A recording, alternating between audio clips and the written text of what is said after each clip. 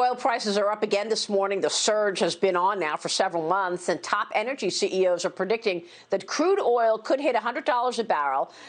They predicted that yesterday at the Qatar Economic Forum. They cited rising demand with economies reopening across the world. Last week on this program, Maglan Capital President David Towell said we will see $100 a barrel oil this year. Joining me right now is the American Petroleum Institute President and CEO, Mike Sommers. And Mike, it's great to have you this morning. Thanks so much for being here. With oil at $73 a barrel and counting this morning, give us your perspective on the supply-demand dynamics going on. Do you think demand is about to surge and has been rising, and that's what's behind this move in oil? Well, certainly that is exactly what is happening here. Maria, I'll remind you that the last time I was with you, we were actually talking about negative oil prices last April. So the fact that we're at this point now where prices are going up was no surprise to the American Petroleum Institute. In fact, we talked about how we expected it to rebound. But to put it in broad terms, pre-pandemic, the world was consuming about 100 million barrels of oil every single day. EIA now projects that the world will be consuming about 97 million barrels of oil every day during 2021.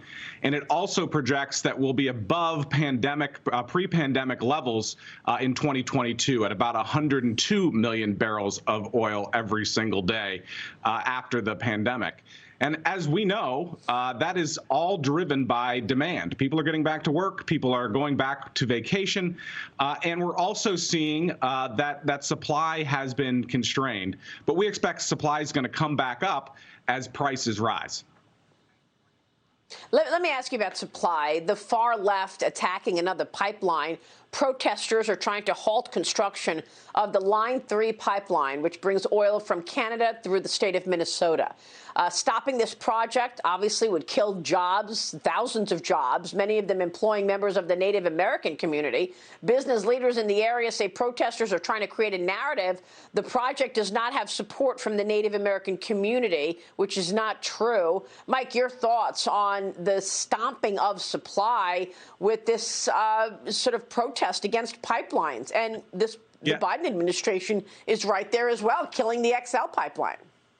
Well, absolutely. There are about 5,000 jobs supported by Line 3, and this is an important connecting point to make sure that we can get oil to refineries in the Midwest and the Gulf Coast. I don't know why anybody would want to shut down this important pipeline, and it does reflect a trend. I think that activists have figured out that they can't beat the United States on supply. We continue to be the #1 supplier of energy throughout the world, and they can't beat us on demand.